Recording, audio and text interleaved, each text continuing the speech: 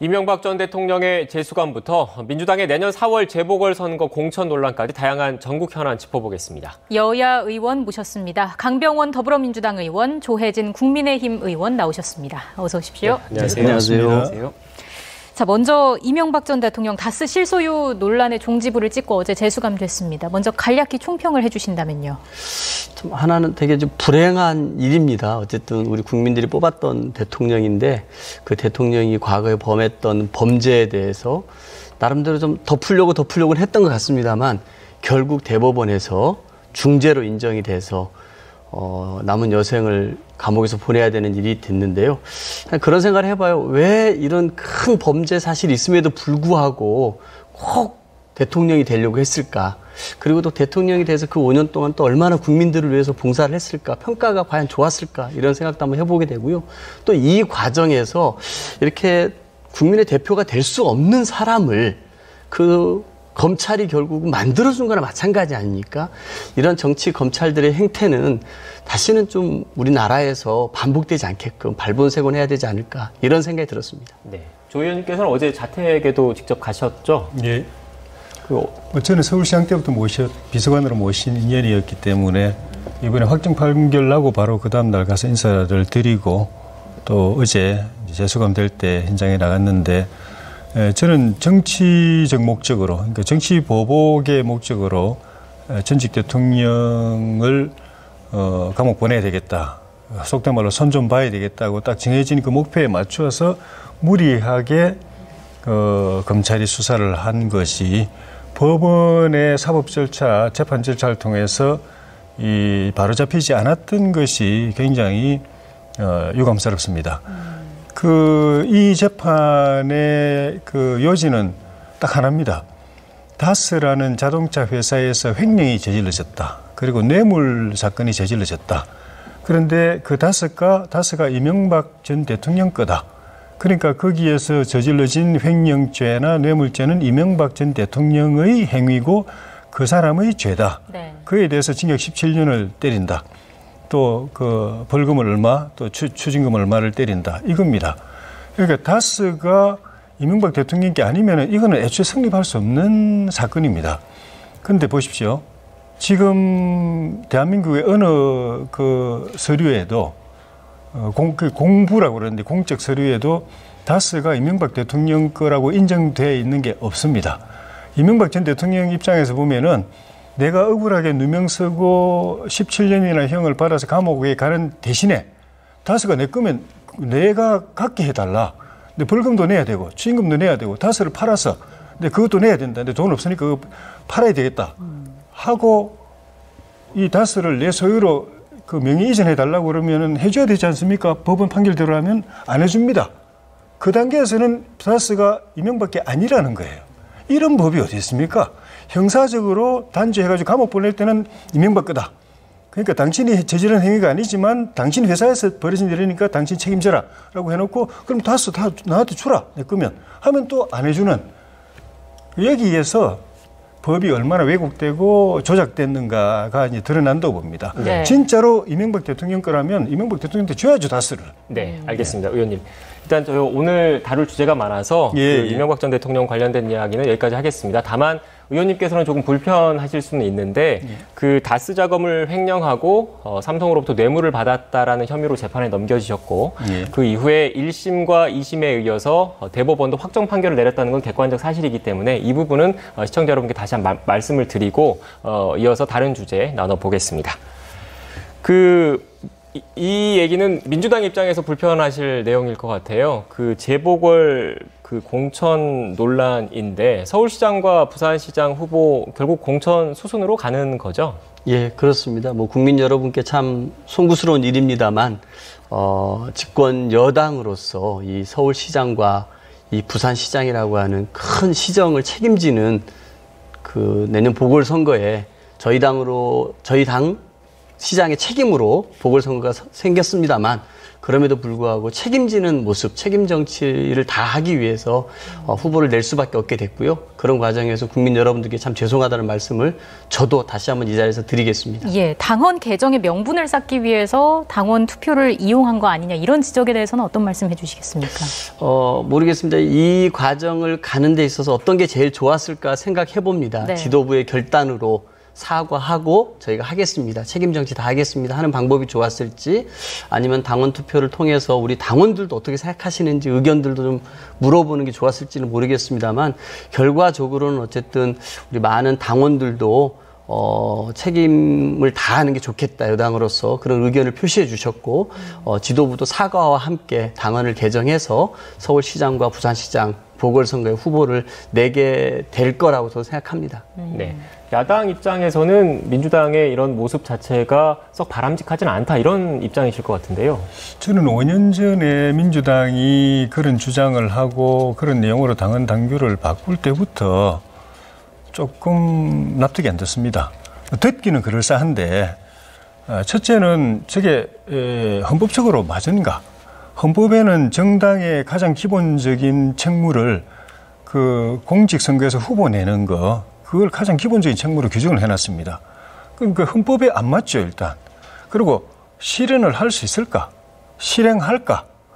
선거 앞두고 있어서 그냥 그 선거에 도움되는 측면에서 그런 선언을 하고 당헌 당규를 그렇게 만드는 것 같은데 그 상황 바뀌면 저것도 바꾸는 거 아닌가라는 생각이 들었는데 뭐 아니야 다를까 지금 서울시장, 부산시장 선거 앞두고 결정을 번복하고 그걸 당헌 당규를 아예 바꾸는 그런 결정을 했죠. 당헌이라는 거는 당의 헌법이거든요. 네. 당이 저 1, 2년이 아니고 10년 그 당이 있는 동안은 끝까지 지키기 위해서 국민들에게 선포하는 약속하는 가치입니다. 그거를 선거의 필요에 의해서 헌법에도 안 맞는 규정을 만들고 지금 또 선거의 필요에 의해서 또 다시 뒤집고 또 개정하고 그러면 국민의 신뢰를 정치가 받을 수 있을까 그런 생각이 들고 우리 민주당 지도부가 공직 후보를 내는 게 정당으로서 국민에 대한 도리다라고 하셨는데 그건 5년 전에 그걸 마음에 새겼어야 될 일이죠. 예. 조혜진 의원님의 이제 그 지적이 굉장히 아픕니다. 네. 아프고 그렇기 때문에 저희 지도부도 이 건을 처리하면서 여러 차례 사과를 하고 있습니다. 그런데 좀 이렇게 우리 국민의힘이 저희 당에 향해서 이렇게 여러 번 지적하시는 건 옳지 않은 것 같아요. 방금 이렇게 이명박 대통령 대법원 확정 판결이 났음에도 불구하고 국민들에게 해야 될 얘기는 어쨌든 자당에서 배출한 전직 대통령이 대법원 확정 판결을 받아서 앞으로 20년 가까이 감옥에 살아야 되는 겁니다. 국민들께 사죄하는 게 먼저거든요.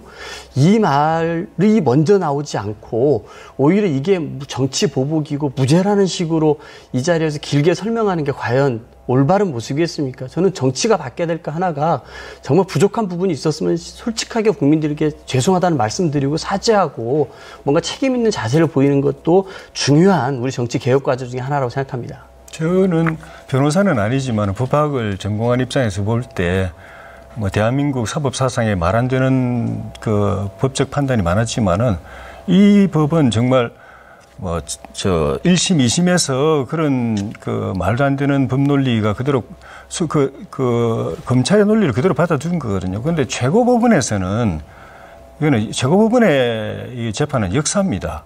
근데 그거는 바로 잡아줘야 되는데 그대로 추인을 해줬다라는 거. 그래서 지금 정권 바뀌고 난 뒤에 지금 의원님 말씀하시면 과거 역대 대법원 재판들 정권 바뀌고 나니까 다 뒤집잖아요. 재심해가지고.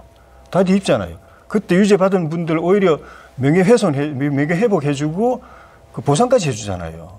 이 사건도 반드시 재심될 걸로 봅니다. 네. 정치적으로가 아니라 법적인 논리를 가지고 재심될 걸로 봅니다. 네, 다시 주제가 이명박 전 대통령 재수감 관련된 주제로 갔는데 지금 앞서 말씀드렸던 얘기는 그 민주당의 당헌 개정과 관련된 네. 얘기거든요. 그런데 그 추가적으로 더 지적 나오는 게 이 절차적인 정당성도 좀 문제가 있는 것 아니냐라는 지적이 좀 있는 것 같아요.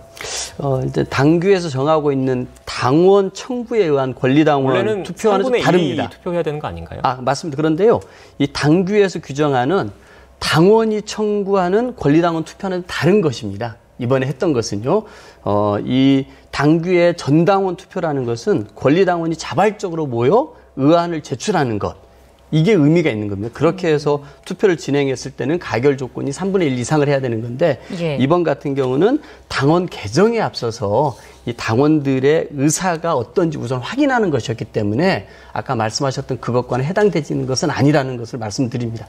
그럼에도 불구하고 했던 저희 당으로서 참 송구스러운 일입니다. 예, 지금 뭐 말씀해 주신 것처럼 민주당 입장에서는 사실 무공천 원칙을 뒤집고 이게 진행되는 것이기 때문에 조심스러운 부분이 많을 것 같은데 이낙연 대표는 도덕적인 후보를 내놓겠다 입장을 내놨습니다. 현재 거론되고 있는 인물들이 있습니까?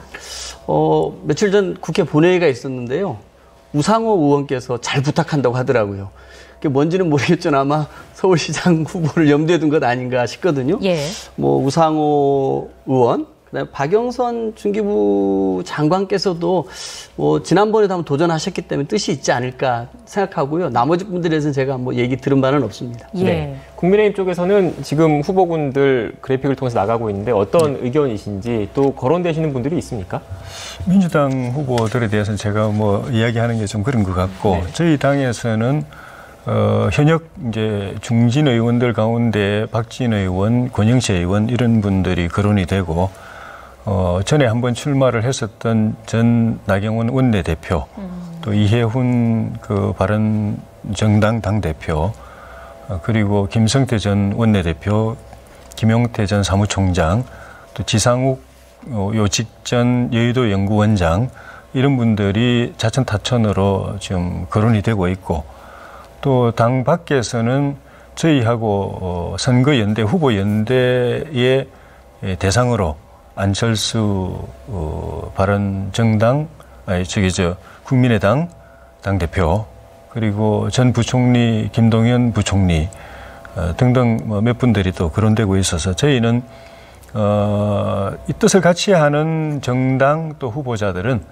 다 같이 힘을 하나로 모으고 경선도 한 틀 안에서 하고 해서 거기서 가장 경쟁력 있는 후보를 만들어내는 것을 목표로 삼고 하고 있습니다. 지금 제가 하도 저희 후보들이 많아서 다 거론을 못했는데 자막에 보니까 윤희숙 현 의원, 조은희 현 수초구청장 이런 분들도 거론되고 있습니다. 네, 지금 그 의원님 화면으로 나가고 있는데 김정은 위원장이 어제 서울과 부산 지역 중진 의원들 잇따라 만났지 않습니까? 이것도 다 그 내년 4월 재보궐과 관련이 있다 이렇게 봐도 되겠습니까? 예, 그건 말고도 당내 소통을 위한 노력의 의미도 있는데 거기에 만난 분들이 대체로 거론되는 분들이어서 좀 분발하고 파이팅 해줄 걸 부탁을 하시고 그리고 당이 어렵다 하지만 여러 가지 상황으로 볼 때 한번 해볼 만하다. 승산이 있다. 열심히 하면 이길 수 있다. 그런 독려도 하는 그런 자리였던 걸로 알고 있습니다. 네. 의원님께서는 민주당 후보에 대해서 말을 좀 아끼셨는데 강 의원님께서는 지금 거론된 국민의힘 후보들에 대해서는 뭐 어떤 생각 갖고 계신지요? 저도 말을 아껴야죠. 알겠습니다. 제가 봐서는 저희 당도 아마 이번에 저희 당 시장들의 어쨌든 성희롱, 성비위 이런 문제 때문에 다 낙마하지 않았습니까? 국민들에게 참 죄송한 일인데요. 이번에는 좀 그런 부분들에 관해서 저희 당 후보를 이렇게 선발하는 과정에서도 보다 정말 도덕적인 부분도 강화해야 될 것 같고요. 이런 성추문이라든지 이런 게 정말 없을 수 없게끔 성인지 교육도 강화하고 뭔가 제도적 장치를 통과할 수 있는 그런 후보를 선별해야 되지 않을까 생각이 듭니다. 네, 주제를 좀 바꿔보겠습니다. 최근 그 추미애 법무부 장관과 관련해서 이에 항의하는 검사들의 움직임이 일고 있습니다. 온라인상에서 뭐 비판 댓글도 달고 이런다고 하는데 어떻게 보셨습니까? 정말 걱정하던 상황으로 가고 있는 것 아닌가. 추 장관께서 오셔서 법무검찰 행정 최고 책임자로서 하시는 언행들이 점입 가경, 나중에 결국 도를 넘어서 저러다가 큰일 날 텐데 뭐가 터질 텐데 싶었는데 민심이 좀 들끓고 하는 것까지는 또 모르겠는데 가장 보수적이고 안정된 이 검찰 조직 안에서 검사들이 추미애 장관의 지휘를 받는 검사들이 그것도 평검사부터 간부들까지 공개적으로 추 장관의 이 여러 가지 감찰권 또 그 수사지휘권 또 인사권 이런 거 남용하고 검찰 조직을 파괴하고 있는 행위에 대해서 이렇게 공개적으로 비판하는 사태는 이거는 이미 금난이라고 이야기되고 있지만 정치적인 걸 떠나가지고 검찰 조직이 이런 상황까지 가는 거는 국가적으로도 굉장히 심각한 상황이라고 생각이 듭니다. 그래서 저는 솔직히 저는 오죽하면 검사들이 이러겠나 하는 생각입니다. 정치적 입장을 떠나서 검사들은 사실 인사에 굉장히 가장 민감한 그 행정 조직 중에 하나입니다. 그런데 저 인사권을 쥐고 있는 그 법무장관을 향해서 또 그 장관의 마음에 안 드는 수사를 했던 검사들이 다 어떻게 좌천되고 불이익을 당한지 다 지켜본 검사들이 그렇게까지 또 검사장 승진을 앞두고 있는 검사 간부들까지 그렇게 할 때는 이거는 이대로 가서는 검찰 조직이 무너지고 사법 조직이 무너진다라는 그 위기 상황까지 왔기 때문에 추 장관께서 이제 좀 자중하셨으면 좋겠습니다. 어떤 말씀 해주시겠습니까? 저는 최근에 이제 그 검찰 내부망에 이렇게 댓글이 달린다는 걸 보면서 검찰들이 이 검찰의 잘못에 대해서 내부 자성의 목소리에 대해서 이렇게 열심히 반성하는 댓글을 달아본 적이 있나? 이런 생각을 한번 해보게 됩니다. 네. 바로 이명박 대통령 대법원 확정권도 마찬가지 아닙니까? 2007년에 한나라당 대선 후보 경선 과정에서 BBK가 누구 거냐, 다스가 누구 거냐, 도곡동 땅이 누구 거냐, 이 소유주 의혹이 나왔고, 이거에 대해서 그해 8월에 검찰이 중간 수사 결과를 발표합니다. 이거 제3자의 것으로 보여. 이명박 대통령 거라는 얘기였습니다. 그런데 그해 대선 2주 전에 검찰이 최종 수사 결과를 발표합니다. 이명박 후보의 것이라고 볼 만한 뚜렷한 증거가 없다고 해버립니다. 검찰이 그 과정에서 누가 대통령이 될지 모르니까 줄타기를 했던 거 아닙니까? 끊임없이 죄를 다 덮어줘 버렸단 말이에요. 이런 것들이 결국 대법원 판결을 확정이 났으면은 검찰 내에도 한 말씀 나와야 되는 거 아닙니까? 우리가 과거 이렇게 정치 검찰로서 국민들에게 얼마나 폐악을 끼쳤고, 그로 인해서 우리 국민들이 검찰 개혁에 대해서 이렇게 큰 목소리를 내고 있는데 우리 내부에서 반성 좀 합시다 라는 자성의 목소리 하나도 없이 추미애 장관의 이 검찰 개혁 드라이브에 대해서 끊임없이 딴지를 걸고 기득권을 지키기 위해서, 본인들의 기득권을 끝까지 권력을 지키기 위해서 이렇게 댓글 다는 거, 커밍아웃 하는 거 과연 국민들이 좋게 볼까 싶습니다. 저는 이 과정에서 저는 윤석열 총장의 책임도 결코 가볍지 않고 크게 물어야 한다고 생각합니다. 네, 의원님 지금 화면 하단에 속보 자막이 나가고 있는데 관련된 이야기인 것 같아서 속보를 잠시 전해드리겠습니다. 추미애 법무부 장관은 윤석열 검찰총장의 언행과 행보가 검찰의 정치적 중립성을 훼손하고 국민 신뢰를 추락시키고 있다면서 매우 중차대한 문제로 강하게 비판했습니다. 추 장관은 오늘 이른바 커밍아웃하는 검사들에게 사표를 받아야 한다, 이런 청와대 국민청원 등과 관련해서 국민청원에 담긴 국민의 비판과 우려를 심각하게 받아들이고 있다면서 이같이 밝혔습니다. 네, 추 장관은 권력기관으로서 검찰의 정치적 중립이 어느 기관보다도 엄중하게 요구되지만 총장의 발언 등으로 그렇지 못하다는 점을 지적하면서 법무부 장관으로서 책임을 통감하고 있다고 말했습니다. 이어 검찰이 진정한 인권 옹호 기관으로 거듭나 긍지를 갖고 국민을 위해 일할 수 있도록 검사들과 소통하며 검찰 개혁을 완수할 것이라면서 검사들도 개혁의 길에 동참해 줄 것을 기대한다고도 강조했습니다. 네. 지금 추미애 장관의 입장 속보를 통해서 전해드렸는데 마침 또 윤석열 검찰총장 관련된 이야기가 나와서 마지막으로 짧게 한마디씩 여쭙겠습니다. 최근 한 여론조사에서 윤석열 검찰총장이 대선 주자 선호도 여론조사에서 깜짝 3위를 기록했습니다. 어떻게 보셨습니까? 추 장관께서 윤석열 총장이 검찰 중립성을 해친다고 그랬는데 검찰 중립성을 해치는 건 추 장관 본인입니다. 국민의 검찰이어야 될 검찰을 정권의 검찰을 만들려고 길을 쓰고 정권 비리와 관련된 수사하는 사람들은 다 잘라가지고 수사 못하게 하는 정권 하수인으로 만들려고 몸을 던져서 일하는 사람이 추 장관인데 그 검찰은 거기 그렇게 휘말려 들지 않으려고 저항하는 집단이고 정치의 중립 지키려고 애쓰는 집단이고 거꾸로 지금 이야기하고 계신 것 같은데 그렇게 하는 바람에 윤석열 총장 떴습니다. 네. 대선 주자까지 만들어버렸어요.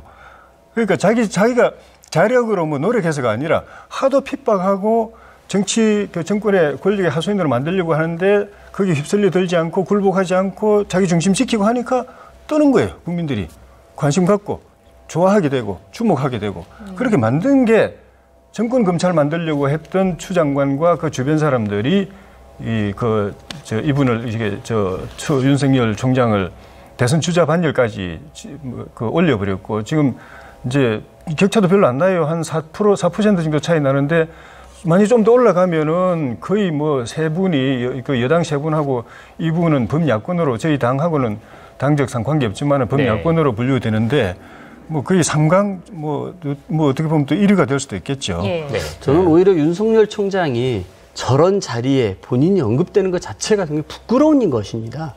뭐 국민의힘도 부끄러워해야 되지만 검찰총장이 차기 대선 후보 선호도 3위에 올랐다? 이거는 본인의 모든 행보가 정치 행보를 하고 있다라고 우리 국민들은 보고 있는 것입니다. 검찰총장으로서 이 검찰 조직을 잘 이끌어가는 총장의 모습이 아니라 정치인의 행보를 보고 있다는 거거든요. 대검 국감장에서 나는 장관의 부하가 아니다. 수사지휘권은 위법이다. 수사지휘권 위법이라 그러면 그 위법을 행하는 검찰총장으로 그 자리에 지키면 되겠습니까? 빨리 나와야죠. 네. 이거 국가적으로도 불행한 일이고요. 더 이상 윤석열 총장의 정치 행보가 국민들을 피곤하게 하지 않았으면 좋겠습니다. 네, 알겠습니다. 지금까지 강병원 더불어민주당 의원, 조혜진 국민의힘 의원과 함께 전국 현안 관련된 이야기 나눴습니다. 오늘 말씀 고맙습니다. 네, 고맙습니다.